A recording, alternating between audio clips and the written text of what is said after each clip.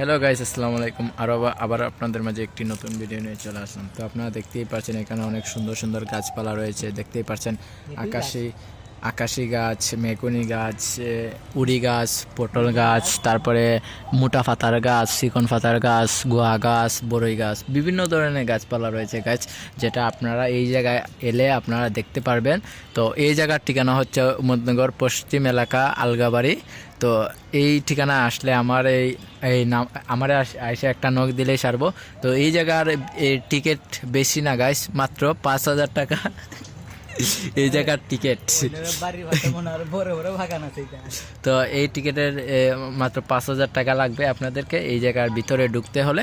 তো আপনারা মানে শিশুদেরকে ফ্রি সার্ভিস দেওয়া হয় আর মহিলাদেরকেও ফ্রি সার্ভিস দেওয়া হয়